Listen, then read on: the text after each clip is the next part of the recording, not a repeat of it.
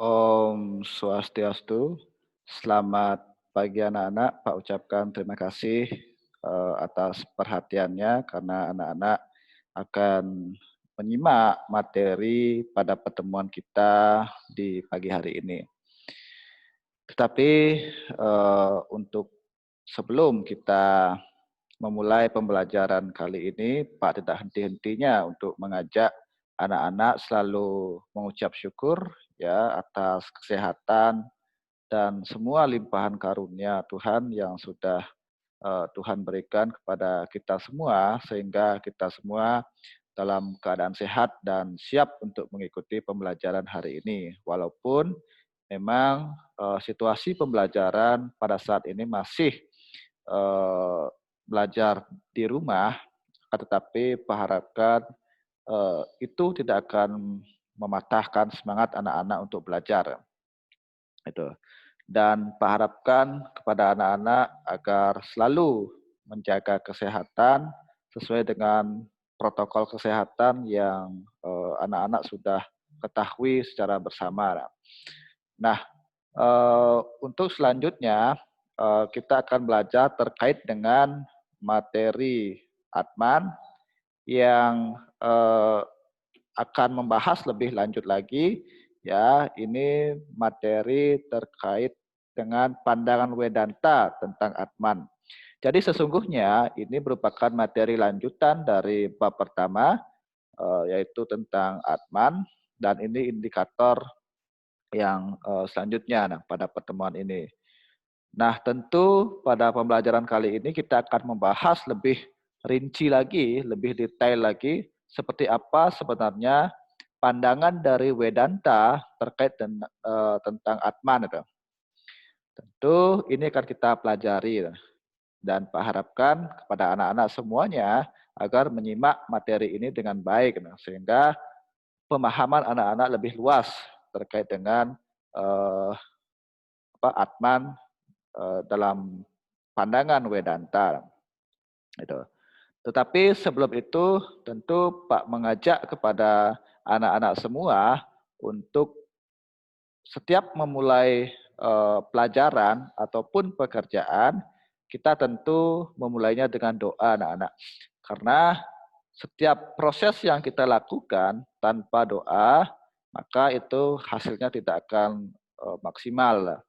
Tapi suatu pembelajaran ataupun aktivitas yang kita lakukan dan itu selalu diiringi dengan doa, maka niscaya kita akan mendapatkan suatu hal yang baik eh, yang akan eh, langsung kepada diri kita, yang akan diberikan kepada diri kita. Sehingga pada kesempatan ini dan seterusnya ya, kita setiap melakukan pembelajaran ataupun melakukan aktivitas itu tentunya diiringi dengan doa. Sama seperti minggu-minggu sebelumnya, pada pertemuan-pertemuan sebelumnya, kita tentu berdoa dengan melantunkan atau melafalkan puja Saraswati. Sehingga Pak harapkan kepada anak-anak semuanya ya untuk berdoa ya dengan mengambil sikap Anjali Mudra. Ya, sikap Anjali Mudra seperti ini dengan mencakupkan kedua tangan di depan dada serta mata dipejamkan atau fokusnya kepada ujung hidung. Ya, jika tidak bisa memfokuskan pada ujung hidung kita, maka sebaiknya itu dipejamkan. Ya, berdoa secara bersama-sama. Berdoa dimulai.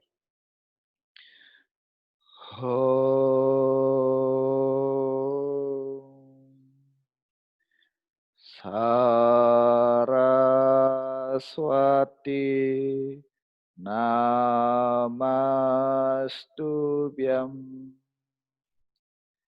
Waradeka Marupini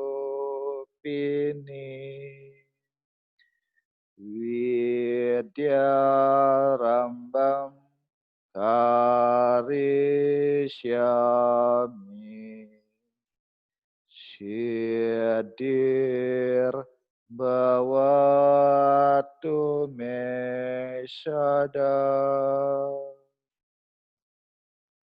Om Hyang Widi, dalam wujudmu Dewi Saraswati, sebagai pemberi berkah ilmu pengetahuan, tuntunlah hamba, semoga segala kegiatan yang hamba lakukan selalu sukses atas karuniamu. Berdoa selesai.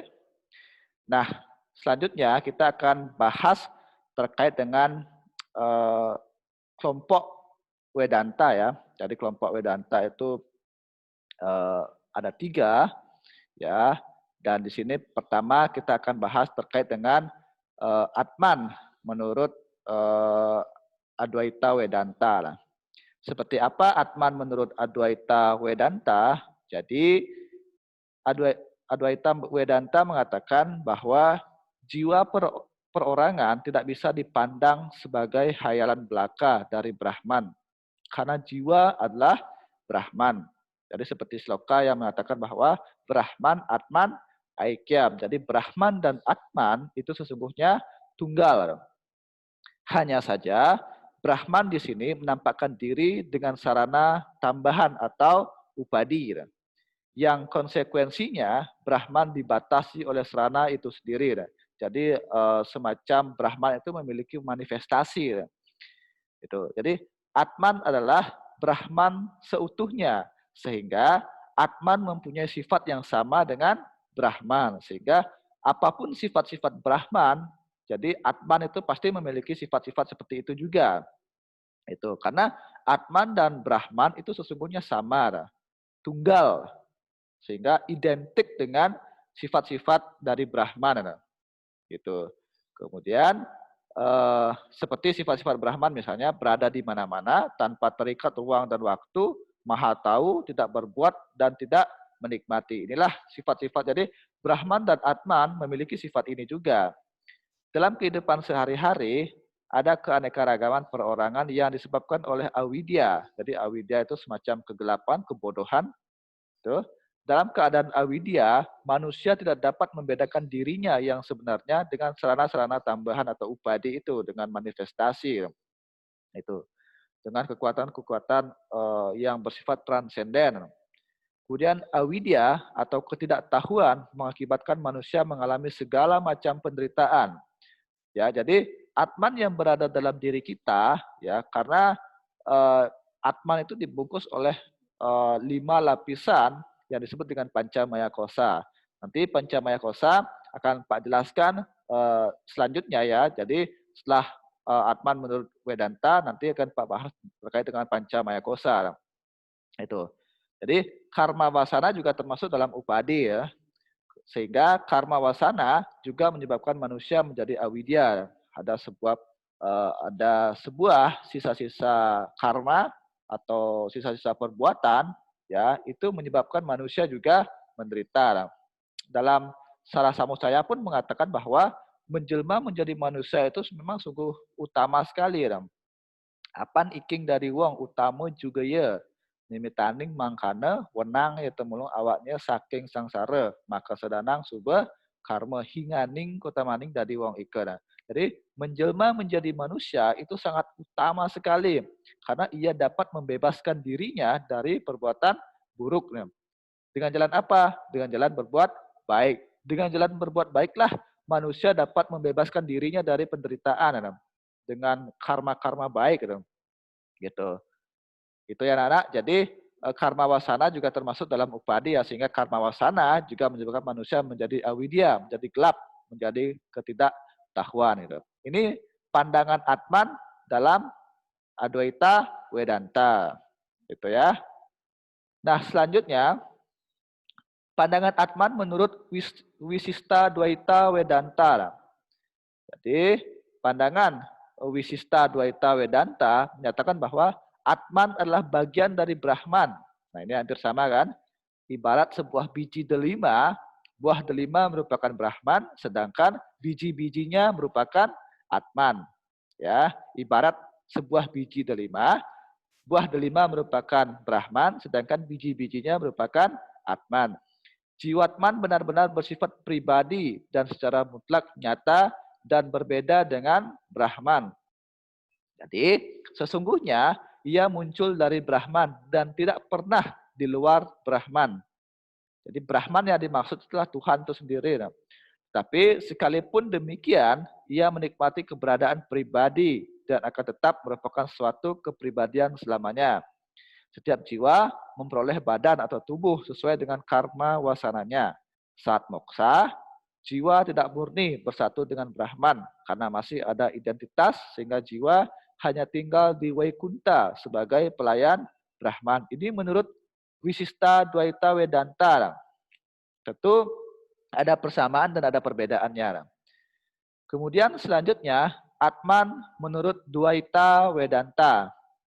Dalam sistem Dwaita Vedanta dikemukakan bahwa jiwa jumlahnya tidak terhitung, ya, tidak tahu jumlahnya berapa, karena jumlahnya tidak terhingga. Itu menurut Dwaita Vedanta. Tiap jiwa berbeda dengan jiwa yang lainnya. Setiap jiwa memiliki pengalaman, cacat, dan sengsara sendiri. Jiwa-jiwa itu adalah kekal dan penuh kebahagiaan. Karenanya, hubungan dengan benda, maka jiwa itu mengalami penderitaan dan kelahiran yang berulang-ulang atau punarbawa, reinkarnasi. Selama jiwa atau atman tidak bebas dari ketidakmurnian, mereka masih tersesat dalam samsara, mengembara dari satu kelahiran ke kelahiran yang lainnya. Bila ketidakmurniannya lepas, mereka mencapai moksa atau pembebasan, tapi roh tidak mencapai kesamaan dengan Brahman, namun hanya berhak melayaninya. Ini pandangan Atman menurut Dwaita Vedanta ya. Jadi tentu ketiga Vedanta ini ya, dari Adwaita Vedanta, Wisista Dwaita Vedanta, dan Dwaita Vedanta, ini ada persamaan, ada perbedaannya. Gitu ya. Ini menurut pandangan Atman menurut Vedanta. Nah, ini dia anak-anak.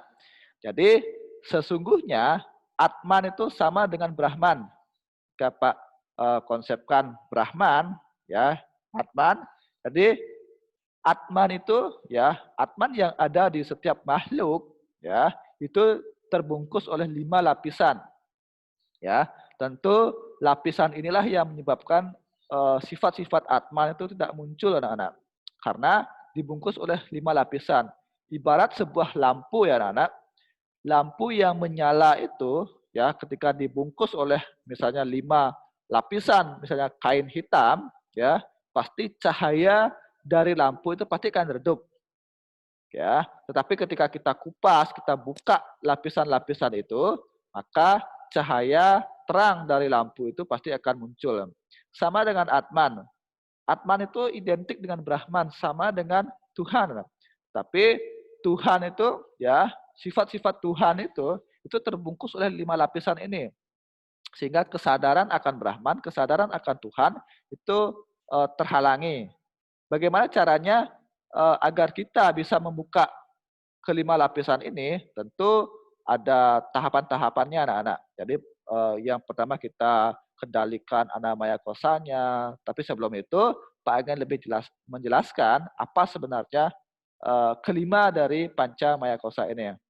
Jadi seperti tadi Pak katakan bahwa intinya itu ada di tengah, sama seperti bawang merah ya anak-anak, inti dari gitu ada di tengah, tapi banyak lapisan-lapisannya.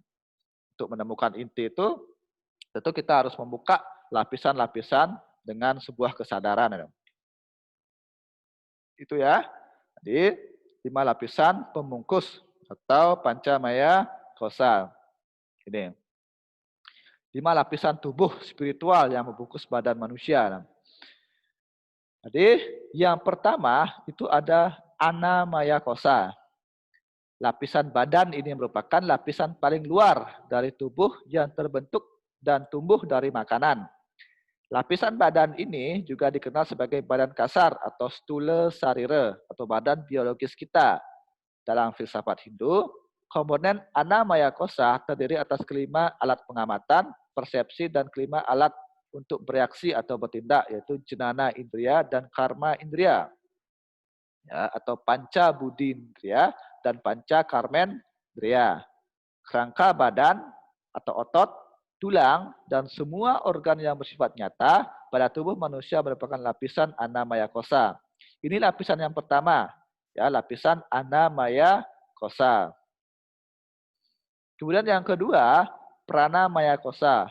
Jadi lapisan kedua itu adalah Pranamaya Kosa. Setelah Annamaya Kosa, Pranamaya Kosa. Jadi Pranamaya Kosa itu berdampingan dengan Annamaya Kosa.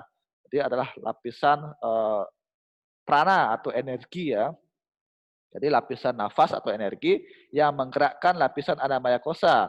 Karena lapisan ini merupakan lapisan nafas atau energi prana. Kemudian yang lapisan yang ketiga itu ada Mano Maya Kosa. Sesuai dengan katanya ya, Mano Maya Kosa adalah lapisan manah atau pikiran, mano, manah, pikiran yang membungkus jiwa atau atman yang lebih dalam dari Pranamaya Kosa. Itu ada lapisan ketiga. Annamaya Kosa, Pranamaya Kosa, Mano Maya Kosa. Sarung ini juga atau lapisan ini juga disebut lapisan kekuatan mental atau lapisan psikis, lapisan pikiran. Kemudian yang selanjutnya itu ada Wijnana Maya Kosa. Jadi lapisan yang keempat, lapisan yang lebih dalam lagi itu adalah lapisan Wijnana Maya Kosa, yaitu lapisan atau sarung pengetahuan sejati yang membungkus jiwa yang berupa akal budi. Pengetahuan ini adalah pengetahuan sang diri sejati atau jiwatman. Lapisan ini bisa dibilang sebagai lapisan yang paling kecil atau membungkus Ananda Maya Kosa, yaitu pengertian transenden, sedangkan Ananda Maya Kosa sendiri merupakan kebahagiaan transenden. Jadi Wijana Maya Kosa ini adalah lapisan kecerdasan ya, lapisan pengetahuan. Jadi dia lebih dekat dengan Ananda Maya Kosa atau lapisan kedamaian. Nah, ini lapisan yang terakhir yang paling dekat dengan Atman. Ya, itu ada Ananda Maya Kosa. Lapisan ini yang paling dalam, membungkus dan paling dekat dengan sang diri sejati atau jiwatman. Lapisan ini adalah himpunan dari sejumlah kondisi atau kebahagiaan transenden. Nah, ini Ananda Maya Kosa. Jadi ada 5 ya, 5 lapisan yang membungkus Atman. Ada Ana Maya Kosa, Prana Maya Kosa, Mano Maya Kosa, Wijnana Maya Kosa, dan Ananda Maya Kosa. Jadi anak-anak Pak harapkan agar mengingat kelima lapisan ini atau Panca Maya Kosa. Itu ya. Nah, ini sekarang untuk latihannya. Jadi tadi sudah Pak menjelaskan bahwa dalam Vedanta lebih rincinya Adwaita Vedanta, Wisista Dwaita Vedanta, dan Dwaita Vedanta. Tentu yang mendeskripsikan tentang Atman itu ada persamaan dan perbedaan. Jadi tugas dari anak-anak adalah jelaskan persamaan dan perbedaan Atman dalam Adwaita Vedanta, Wisista Dwaita Vedanta, dan Dwaita Vedanta. Apa sebenarnya persamaan dari ketiga itu? Dan apa perbedaannya dengan membahas tentang Atman? Ya, tadi Pak ulangi, jelaskan persamaan dan perbedaan Atman dalam Adwaita Vedanta, Wisista Dwaita Vedanta, dan Dwaita Vedanta. Ya, ini ditulis diketik di tugas kelas ya, di kelas room yang sudah Pak buat, ada di kelasnya masing-masing ya. Itu anak-anak ketik isi identitasnya. Nama siapa ya, kelas apa, nomor absen berapa. Tuh, itu diketik ya, persamaan, perbedaan. Jadi persamaannya dulu, kemudian perbedaannya seperti apa. Ya, jika ada yang anak-anak tanyakan, silakan kita lebih komunikasikan di grup kelas atau agama Hindu ya di kelasnya masing-masing ya. Itu Pak rasa cukup ya untuk pembelajaran hari ini. Dan terima kasih atas perhatiannya ya. Tugasnya ingat untuk dibuat ya, dan Pak akhiri dengan mengucapkan atau mengaturkan para Masanti Om Santi Santi Santi Om. Terima kasih ya atas kehadirannya.